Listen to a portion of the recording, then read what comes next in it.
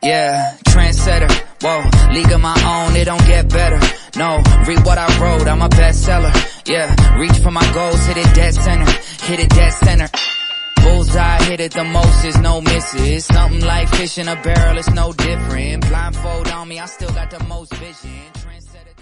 Hello and welcome to another episode of Carnivore Evolution. I'm your host, Victoria Olson, and today our guest is Terri Haas, who is a nutrition and carnivore coach and also the author of a cookbook called Terri's Carnivore Treats. And we're very pleased to have Terri on our show today. Hi, Terri. How are you doing? Hi, Victoria. I'm doing really well. How are you? Very well, thank you. We'd love to hear your story about your carnivore journey, about your coaching, and about your cookbook, and all the ways we can get to know you better on social media. Well, thank you so much for having me here. I really appreciate it. Well, we're thrilled. We're just thrilled to have you. How did you happen to come across the carnivore diet? And were you a nutrition coach before you discovered carnivore? I was not a nutrition coach before I discovered carnivore. No, I was a carnivore first, and then getting certified as a nutrition coach came after that, a couple of years after that, I believe. So, and I've loved both paths. Forever carnivore. Wow, that's good to know. Yeah, I feel the same way. Wow. Well, tell us, I know you have a group. It's very active and very interesting too. Lots of information there. Um, how has carnivore helped you in your life? And why did you choose carnivore? Interestingly, I'm not one that came to carnivore because I had any health issues to resolve or any weight to lose or any of the usual reasons people turn to carnivore. Um, I was doing my studies as a certified health coach, whatever. I was doing my studies, and I think it was very early on, the first or second lecture, maybe, and this was in 2016 or 2017, somewhere in that area, where one of the speakers said in the lecture that said carbohydrates are non-essential, and I'm like, wait, what? You're meaning to tell me that I don't have to eat these plant foods? And I've never been a big fruit or veggie lover. I'm 59, so even back when I was growing up and stuff like that, there weren't a lot of the same fruits and vegetables that are out now. And you couldn't get them year round, that's for sure, you know. So a lot of the fruits I think I tried mostly as an adult, but as long as I can remember, from a very small age, I've always been a predominantly beef lover and fat lover, and I love dairy. So, and I literally like quit eating plants like the very next day. I had already was eating keto a little bit, so my plant intake wasn't very high to begin with. But you know, and I probably kept those plants on if I can remember correctly, just because they tasted good and it was more keto. You know what I mean? So tomatoes, cucumbers, avocado, onion, that kind of thing. And then I literally was like, I'm never eating those again. You know, I have since backtracked a little bit, and I do eat them occasionally, but if you look at my diet over a year, it is 98% carnivore, and I'm overjoyed every single day that I don't have to make any excuses for eating my favorite foods, you know. I was one that like if I was going out for lunch with friends or dinner with family or whatever, that would, you know, I would have my cheeseburger with avocado and bacon on it and take off the bun, take off the lettuce, take off the tomato, and then secretly just kind of say to myself, like, well, you know, if I die at 55 from a heart attack, at least I'm eating my own food, my favorite foods. You know what I mean?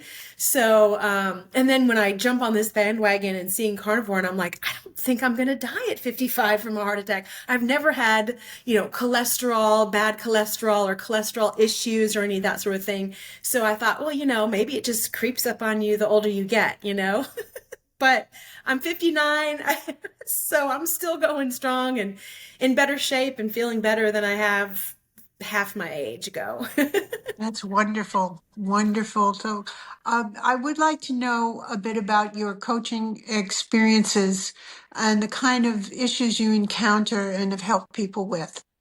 So, Absolutely. I've had a really unique opportunity as actually from being in this migraine group that I'm in. It's a chronic pain migraine group. And the woman that runs it, Angela Stanton, is a researching PhD.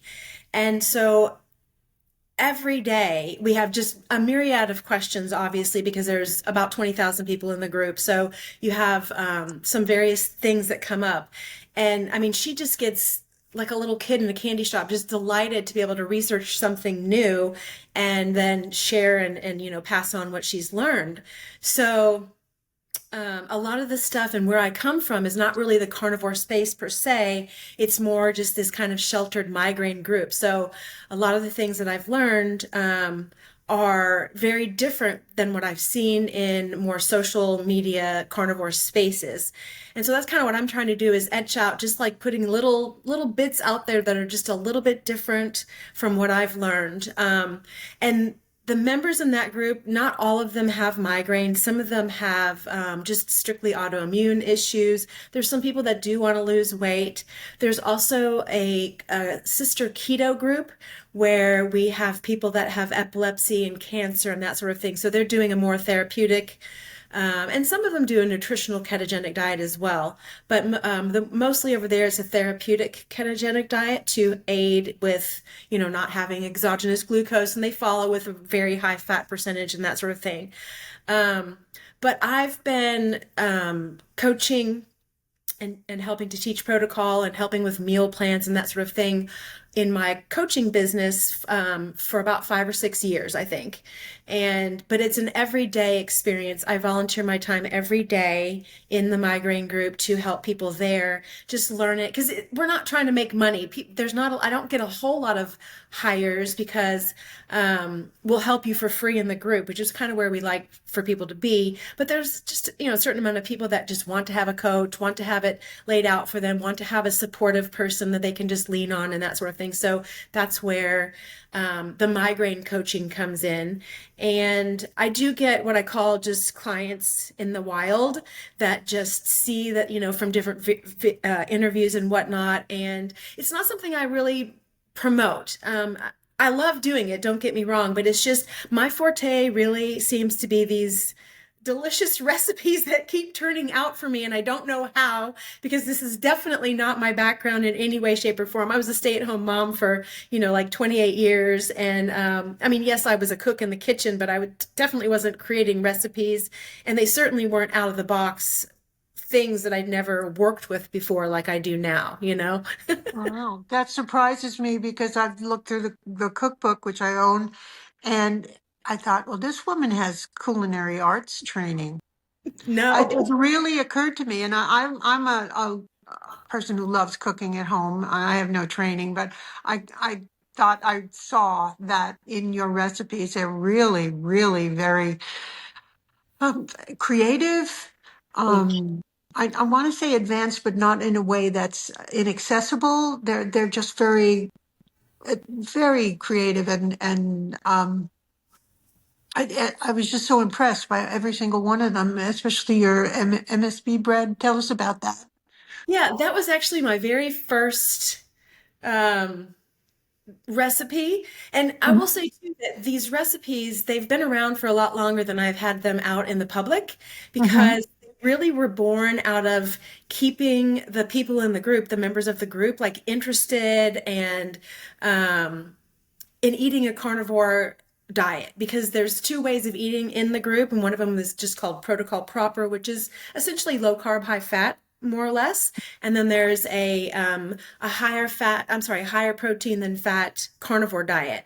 Mm-hmm. And so all that was just born out of the very first recipe. The MSB stands for modified soul bread because the woman that created it's called soul bread, and it Mm-hmm. all started for me back when COVID had shut down the world and I live alone. So I'm all by myself in my own little bubble and with lots of time on our hands, right? And so I was in the mood for a sandwich, but I go on and off eggs, which seems to be kind of common in the carnivore space. Yeah. I haven't quite figured out why people do, but I was happened to be off eggs, and I really wanted this sandwich, but the only thing available that I knew about at the time was chaffles. And to me, they just taste like egg waffles. They just were very eggy.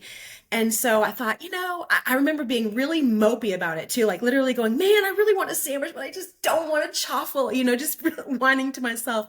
And so I thought, well, what can you do? So I went ahead and I went on Google, and, like 3 hours later, I kind of came up for air, and I'm like, oh, I didn't really find anything. So I kept digging and kept digging. And then I found this soul bread, and I looked at it, and it was with whey protein powder and eggs and cream cheese, I believe. And one of the tenets and one of the major things about this protocol is that we watch our sodium and potassium, because that's how migraine is caused. It's caused from being taken out of electrolyte balance.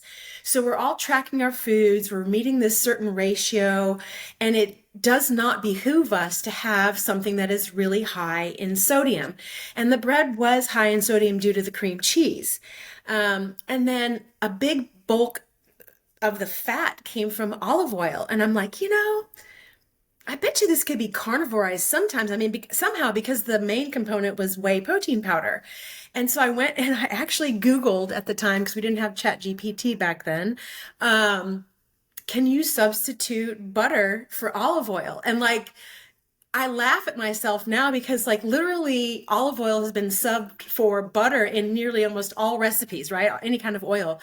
So I said, of course you can. So I'm like, okay, let me try this. And I just remember making this huge loaf of bread, with nobody to share it with, whatever, kind of doing one of these things like, look, it's like, okay, I just get to enjoy it myself, and I mean, I remember taking my first bite. That version with the cream cheese and the whey protein powder tastes a lot like a pound cake. It's just got the exact same kind of mouth feel for that, and the fat feel and that sort of thing. Even the down to the little crackles, whenever you eat a pound cake, I don't know if you can know that, how it crackles in your mouth. Yeah. So and I went to Angela, the founder of the group. And at that time, she was very against things that reminded you or very similar to things that we omitted from our diet, because she felt that could be some insulin response to that. And of course, right? So I'm over on my small little piddly personal page, trying to get traction for this bread. And every once in a while, I would kind of tag her and say, what do you think about for the group? And she's like, no, absolutely not, kind of thing. Well, truth be told, there was an incident where somebody was stealing her intellectual property. And so I saw this on TikTok and was like, adamant and kind of just leaving comments like, this is not your property, blah, blah, blah. So anyway, this woman eventually gave credit to Angela. And so while I was in Angela's good graces, I composed this mile-long thing of why my bread should be allowed on the protocol. And by this time, she'd kind of loosened up a little bit, because she'd seen some other recipes that members were sharing. So she allowed it, because she kind of owed me one. And I will say that she is the biggest. She lives on this stuff. She eats it every day. There's not a moment in her house that she doesn't have. That's a wonderful story. That's so funny. And say that recipe has morphed, and now, besides using whey protein powder, she came up with one of her own versions that uses milk protein powder. And they're two totally different breads, two totally different textures. And that has been born making farmer's cheese to use in the recipe that's less salt, so we can, even use it more. And I think I just had such success with that first recipe that I went into that with child's mind. I didn't know what I didn't know. And I know now a lot more. In 2025, I know a lot more. But even over the last 2 years, I've learned, because I've had failures that get me so frustrated. I'm like, why is this failing, So not everything turns out, but I had a lot of success in the beginning. I believe my second recipe, possibly, I can't really remember right now, but my second huge hit of a recipe that is I think it's my signature treat besides the MSB, is what I've called carnivore crumbles. And I still to this day look for anything that I can eat them with, bake them with, add them to. They are literally the browned butter bits that get in the bottom of the pan when you brown butter. And they're just those little tiny crumbly bits that you want in every bit of your, brown butter treat or whatever Mm-hmm. gives it the flavor. And another deep dark web, dive on the web, and I saw a way that one chef, totally trained chef, was using them as to just add a little bit of flavor to a dish. Well, I took what they were doing and I've just exponentially increased it. So now if you take a brick of Kerrygold butter is what I use, unsalted, and then which is about 227 grams. And I add 250 grams of non-fat milk powder to that, and they just come up and they're like, that's all it is these brown butter bits. And they taste just like graham crackers. They're a little bit nutty. There's no sweetener added, but they definitely taste sweet. And those things I just love. I promote the heck out of those things because people just don't understand what they're missing if they haven't made them. And they're very high in fat, which is great also. And a little goes a long way. So it's not like you're going to overeat and eat the whole entire container full in one sitting. Although you could, but it's a lot of fat. They're really filling. Wow, I just love these stories. You have more than two recipes in that cookbook. I You must do. Yeah. how do you evolve a recipe? How do you work things through?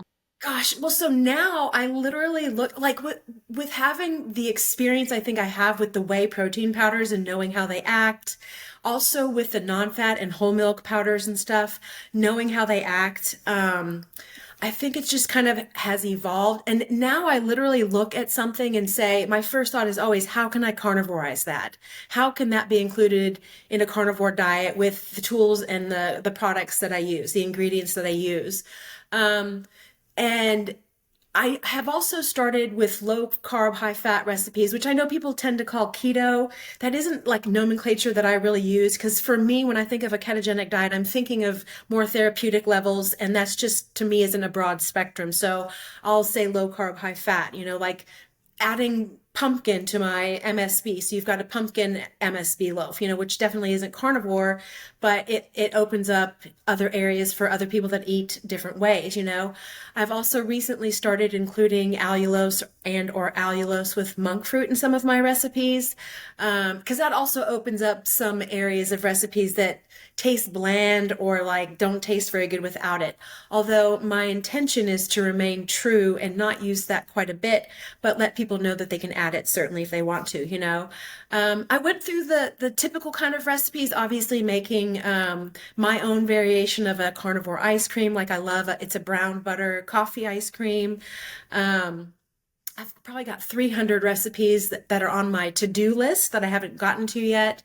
And there's at least another 150 that I've got out there. So another cookbook in the works. I'd also like to do a low carb, high fat treats cookbook. And I know that my recipes aren't everybody's cup of tea because it seems like, especially in the social media space, carnivore space, that people are really more into an austere type of carnivore diet. And mine, I believe, is geared towards maybe longer term carnivores, ones that don't maybe want to be so austere. And then also they're a great way to bring the whole family into following carnivore if you wish to be more strict. The protocol carnivore diet is one of the more broad ones that I've seen out there, which is what my carnivore eating includes also. So it's like all meats, all seafood, all seaweed, eggs, mushrooms, and dairy. Now, whereas the protocol dairy excludes lactose-free, excludes yogurt, excludes quark and labna and kefir, since that can negatively affect insulin. And like we eat whole meals there. There's no snacking and everything. So I'm very similar in that. After doing it for 10 years, it's just my lifestyle now. So I don't even really look at it, any differently. I guess maybe sometimes I do snack, but it's always in between my two meals. I do timed restricted eating myself and usually get hungry sometime after 2 o'clock always have my biggest meal at that time, making sure I have enough protein so I can hit protein synthesis. And and then maybe if I get hungry and sometime in between that, I'll have some yogurt with the crumbles or whatever, because I have stable insulin, so I can kind of veer off plan. I've been migraine free for 10 years, so I can kind of do what I want, but I still pretty much follow and adhere to a more ketogenic or fat heavy version of the protocol, since I don't need that higher protein anymore. But there's some days that I do higher protein too, and then that just gives me leeway to have some carnivore ice cream later because I need to meet my fat goals. Mhm. There you go. Wow, that's a wonderful justification for your recipes. I know personally, I'm dairy free if I can help it. I mean, I miss it like crazy, but it has negative impact on me. Um, and I was going to ask you about your daily eating routine. What does a day in the life of Dairy House look like in terms of eating carnivore?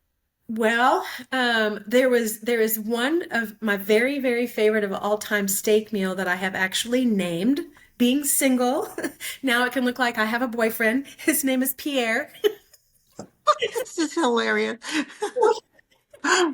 Over on my Instagram, I'll just have pictures of the steak meal, and I'm like, Pierre and I had a lovely evening. He never disappoints.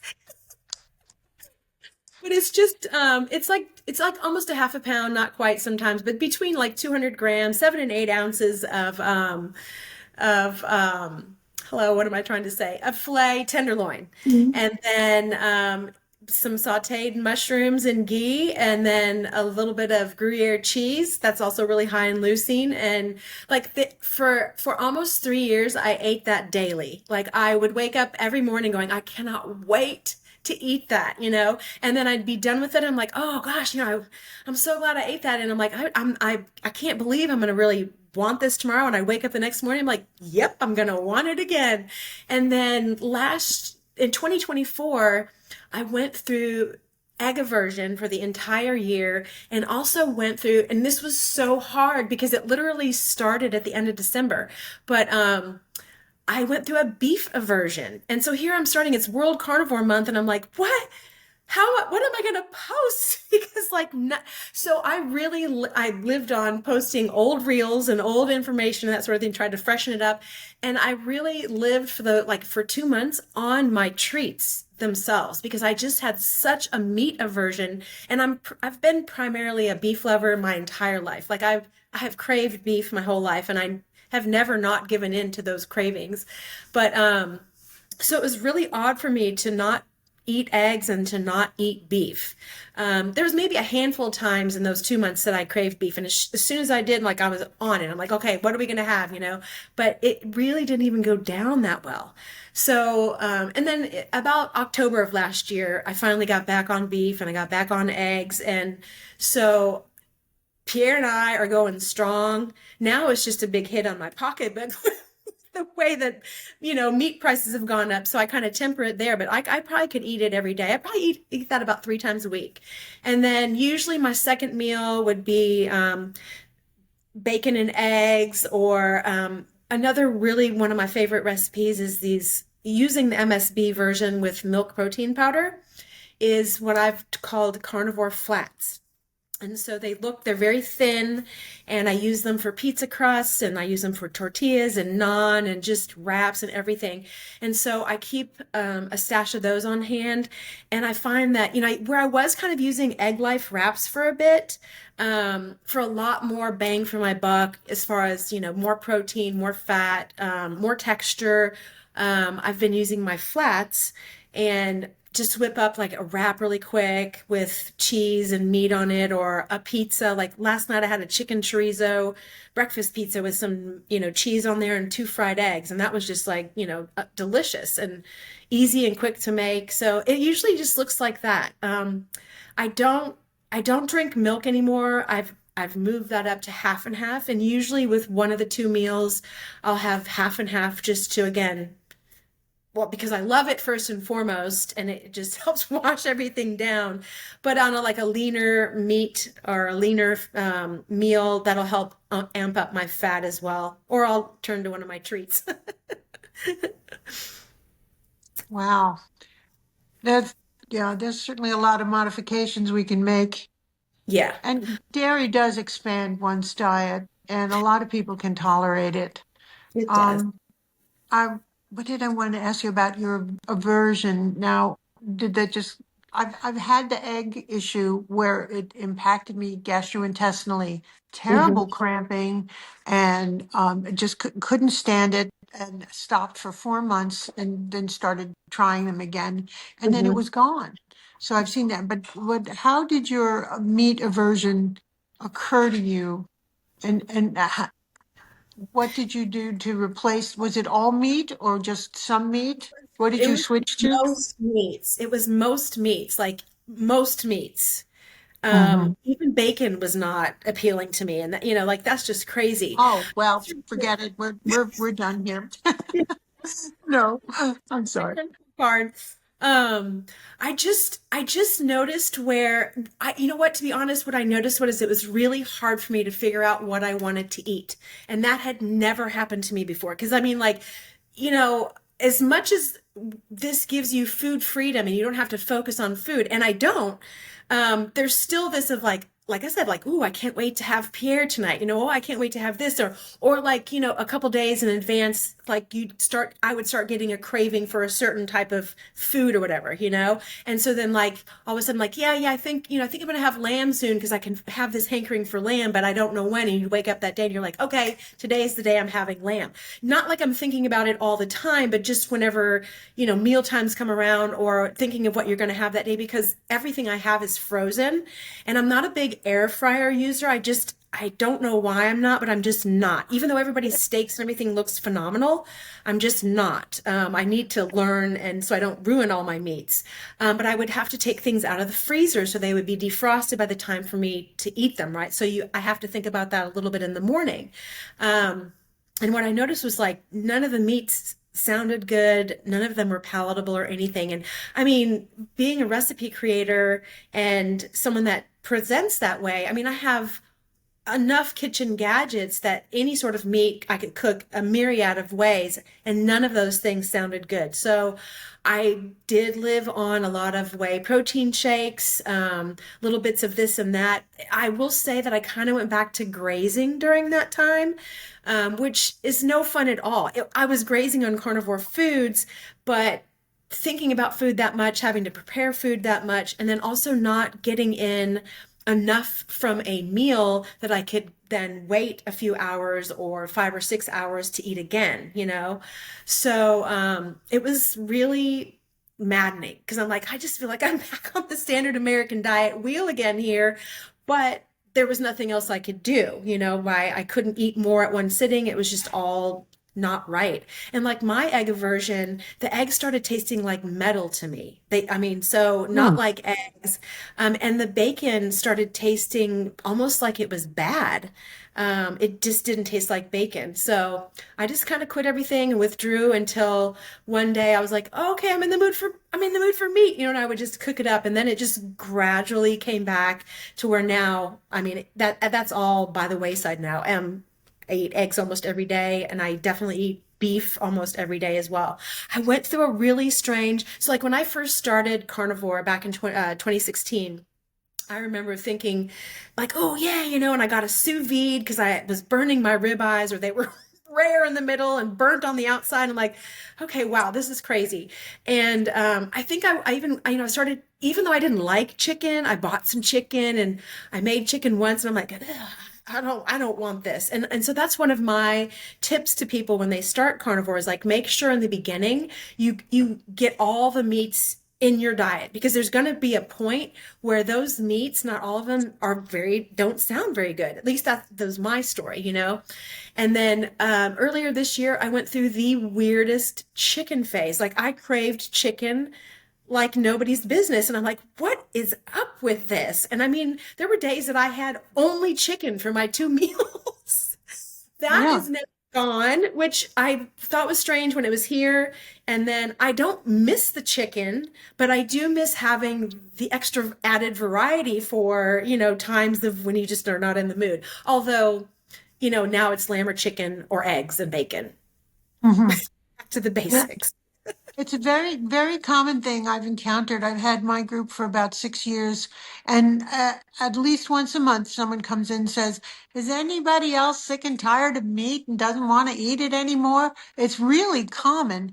And I Yeah. think that our senses become more acute as we eliminate all those spices that we're used to and expect. And I think just that the elimination diet itself helps to make us more sensitive to tastes. And in that regard, I wanted to ask you, are you aware of Sally K. Norton's list of spices in terms of oxalate content? She has a blog on that and a chart and tells us and she mostly it's about dried spices, but you can look it up on the internet for raw spices too. But what is your approach to using any kind of seasoning aside from salt? That was one thing I omitted because my carnivore eating does include spices, as does the protocol. We're we don't really follow anything. I know I'm very familiar with Sally Norton, absolutely. It's not something in the group that is followed much because protocol is a very low oxalate way of eating. And typically, if people come in with oxalate issues, they're already pretty much aware of them for the most part, generally speaking, and they tend to stick to lower oxalate intake themselves. There are some people that don't know about it, and so we kind of just then we will say, hey, if you're not aware, you can track your oxalates in the chronometer is the app we use. And if you are sensitive, first and foremost, move over to carnivore if you're eating low carb, high fat, because that'll remove a great deal of the oxalate. And then just be aware of the spices that you'll be consuming that do have oxalate. Interestingly enough, like I used to put salt and pepper on my eggs. I used to put pepper on like my burgers and all that kind of stuff. And a couple of years ago when and I dropped it. I mean, I just remember one day thinking, I don't really want pepper anymore. And I don't know if it has to do with oxalate or whatever, but I'm just not a fan of it anymore. It's too strong for my palate these days. And I do make my own roast beef. Something I'd never done in my life until just a few years ago. I mean, I would make roasts at home with carrots and potatoes and gravy and stuff like that, but I've never made like a deli style roast beef. And I remember the day that I was making it. So you dry age it in the fridge with some spices over it. And the spices are like rosemary and black pepper. And, there's like 10 spices or something. And I remember while I was crushing up the spices, because, rosemary is kind of like a little twig, right? It's this small thing. And so I wanted to crush it up. And my eyes started to water so bad. Really? Yes, and I was like, Really? what is that? Because I'd used those spices my whole life. And I was like, what is this? And so I obviously knew it was one of the spices in there, and I took it down to my garage refrigerator where I, put anything that I'm not going to, out of the way up here. And the smell even assaulted my eyes the next day. Like my eyes were burning the rest of the day. And when I woke up the next morning, there was still some lingering spice in the air. And I thought, wow, that's really crazy. So now when I make it, I don't use black pepper, and I've used rosemary, but like a third of the very small amount, and I don't crush it now because, and so far that seems to be good. But like I've just willingly omitted spices that just don't seem like they're going to taste right based on just saying them out loud. You're like, I'm not. So yeah, it's the weirdest thing. So it must have something to do with oxalate inherently, Oh, subconsciously. well, definitely the black pepper has a high oxalate content. Yes, yes, I'm aware of that one for sure.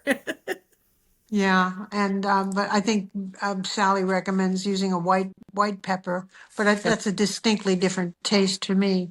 But Ah, yeah, okay. definitely being sensitive to stuff.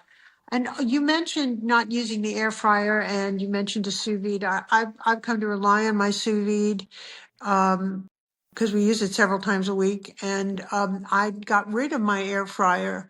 One because of some issues about plastics melting inside, and the other was I never really quite got used to using it, and I could never make a steak come out the way I wanted it that way. And I get much more reliable results using the sous vide. So, what methods of cooking do you like to use? What is your preferential treatment? Actually, my cast iron Dutch Hmm. oven I use. And that was like one of my first big carnivore purchases. I think I remember I was so tired of the splatter. And I thought if I could just get something a little bit higher sided, um, it helps, but not that much because the splatter is just Mhm. unreal. I do. Oh, the splatter. Yeah. Yes, it's horrible. And I wish I'm in a three-story house, and I do have a Blackstone grill, but it's like on the first floor, and my kitchen's on the second floor. So I just don't really use that much. I don't really have much experience with that one either. And then I do use these things called what brand are they? They're called fry walls, and they add like 6 inches silicone around. Mhm. So that helps quite a bit. And I'll even put like a one of those splatter flat things on top of that to kind of help whatever. But it's for lack of a better word, the grease is insidious, and you just at some point Yeah. just embrace the tallow, embrace the grease, and go, "This is Yes. where I'm going now." Put Yeah, it on it's good for your cross. skin. Yeah. Just rub it in. Exactly. So, but my favorite, I mean, Pierre, I cook Pierre in my cast iron. I cook my eggs in an anodized ceramic PFAS free pan. So I don't know if that's the healthiest or not, but I still don't have making eggs in my cast iron down. So um, Yeah. um, and then will say that I've got a ceramic air fryer, and I've also got a glass air fryer, but I use the ceramic one is smaller, and I make my bacon in that because that's just a little bit less mess that I have to clean up. But really, cast iron is my main vehicle that I cook in. Hold on a minute. I'm having technical difficulties. Okay. Sure. Sorry. I didn't mean to interrupt you. No, that's So definitely cast iron is a little difficult to get used to, and I've always had a hard time with getting the finish on it, even though I usually use an animal fat for Yep. that. Hmm. Yeah, and I try to avoid the Teflon. Um, Yes. I did want to ask you, does Pierre have a French Canadian lumberjack accent, or does he sound like Pepe Le Pew? He totally sounds like Pepe Le Pew because that's much nicer. Sorry, I love that idea. I think it's adorable. That's so cute. He's my boyfriend. Yeah, really. Oh, it's the language of love is meat. That's True. funny. So, how else do you do your coaching? How do you work with your clients? Do you do Zoom meetings? You do things in person? Tell us about that. I've never met a client in person, even though I have a client that lives about an hour and a half away from me. I live in Houston, down in the city, and she lives about an hour and a half north, which is probably about 50 miles. But in Texas, we measure everything by time because it's so I'm huge. used to that. Yeah. Yeah.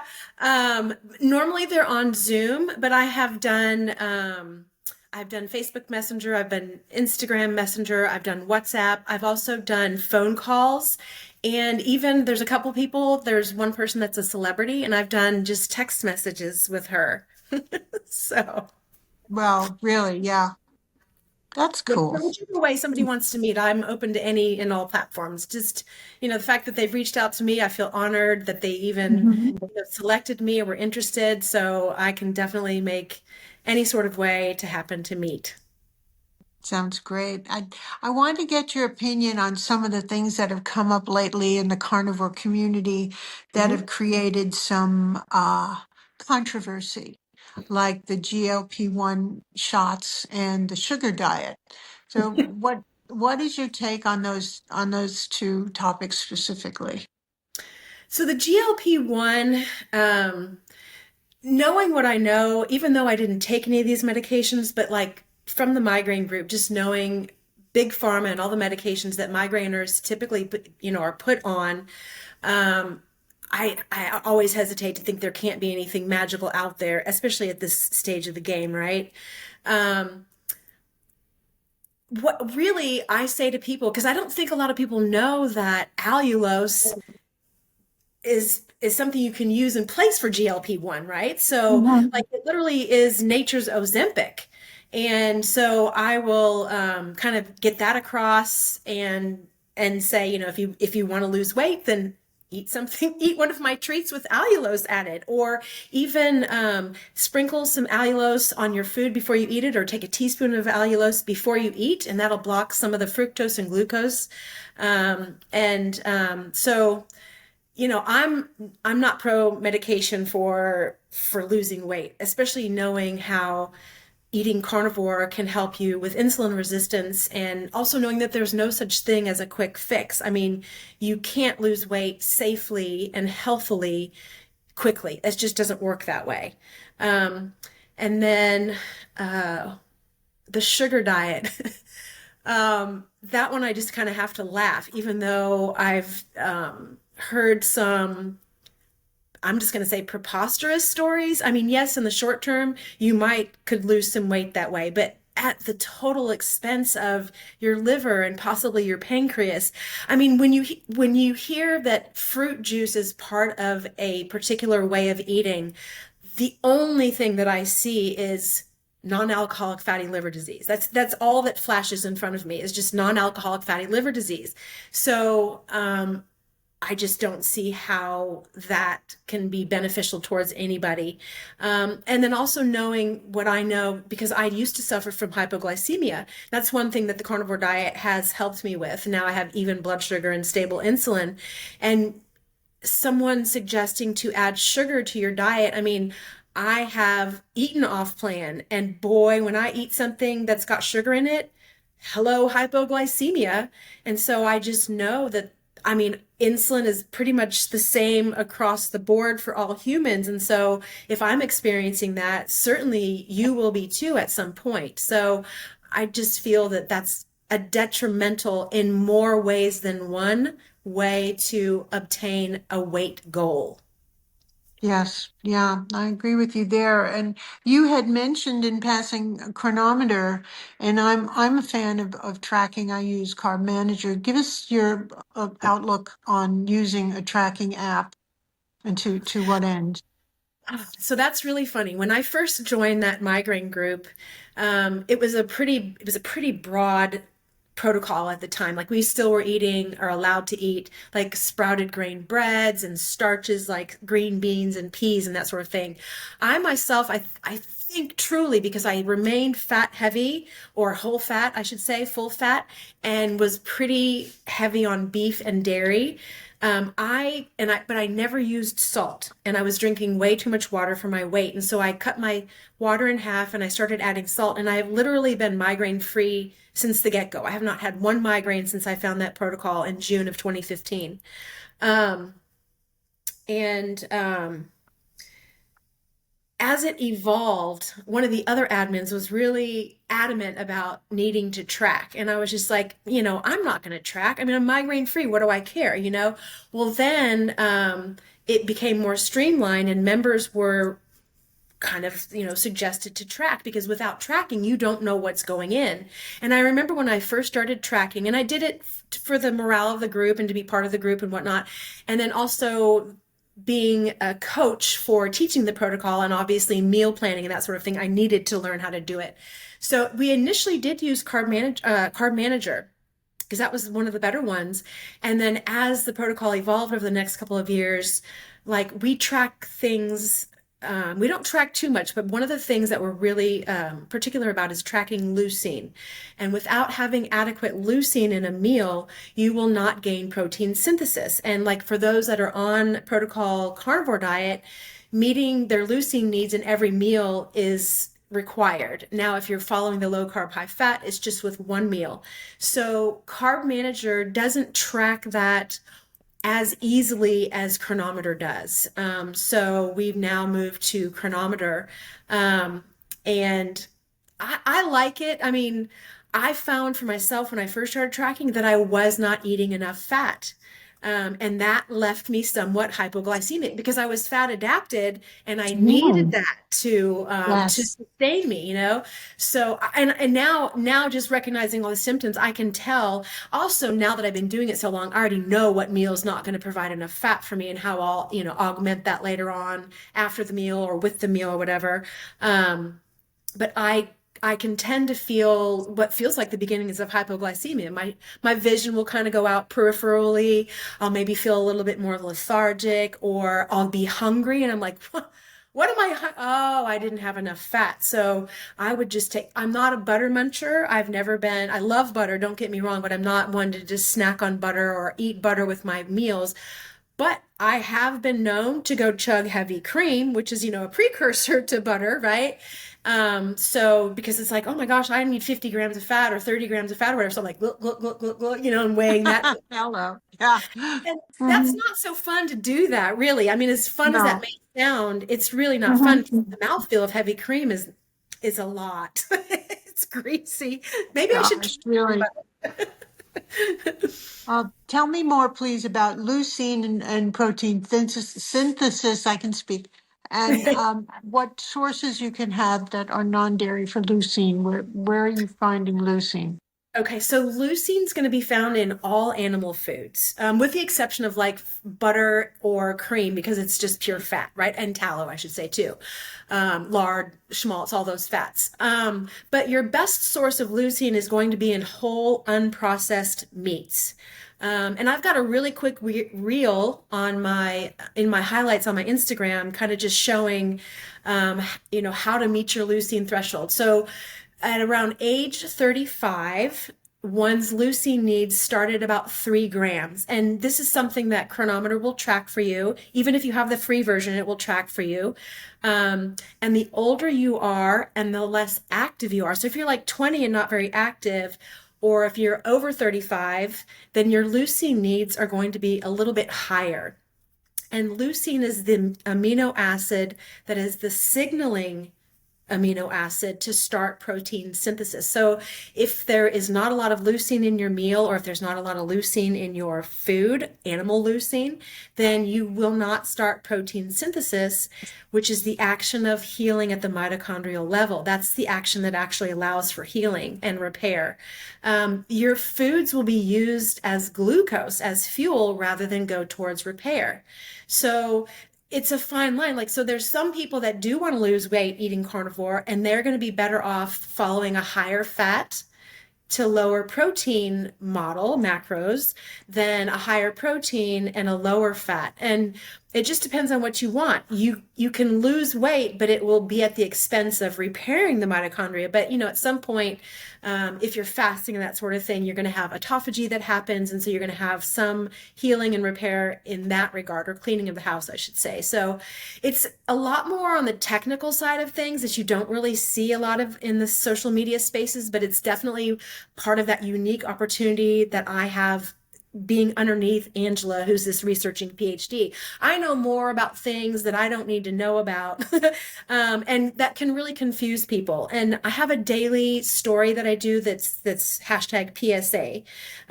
It actually stands, I like for it to stand for like public shit posting announcement, just because so No. many messages with people that say that's not true, or that's not how it works, or then I'm like, I'm here just to really bring the truths as I know it, and I'm glad that it's opening up discussions, because a lot of stuff, there's a lot of misinformation, and I'm not saying I'm always right either, and I'm very much open to feedback and correcting when I'm wrong, but I'm just kind of trying to share things that I've seen from this other side, so that other people can get a different point of view and maybe ask different questions, and lead them down for more information, more knowledge. Yes, we're always evolving that way. I could really relate to that very much. So, yeah, Yes. and learning as we go. Carnivore has not been around that long, even if 10 years. I'm a seventh year carnivore, and Mhm. I'm learning things. I certainly learned about leucine today. Thank you very much. I You're had no welcome. awareness of that whatsoever. And it's just been wonderful talking to you and hearing. It's been lots of fun, you Thank and you. Pierre. Send him my regards, please. But we're in an open relationship too, so he's free. He's free for Yeah, really? I might cook something up with him sometime, but don't tell my husband, who's here in the room, by the way, keep your secrets on listening. for sure. It's too funny, funny, funny, funny.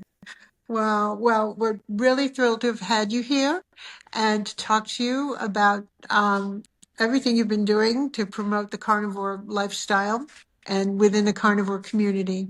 And I Well, hope we see more of you around. We much certainly will share your links and your contact information. thank you. Is Thanks there very much. anything else? Our pleasure. Is there anything else you'd like to tell us? I don't think so. You asked some really good questions, and I felt like I talked the whole time, so that always signals a pretty good interview when the I interviewee. think so. I think so. Very, very enjoyable to hear from you and very happy to meet you. Nice That's to meet great. you too. Have a great rest of your day and take care. Well, thank you. You too, dear. Take Thanks. care. Bye bye.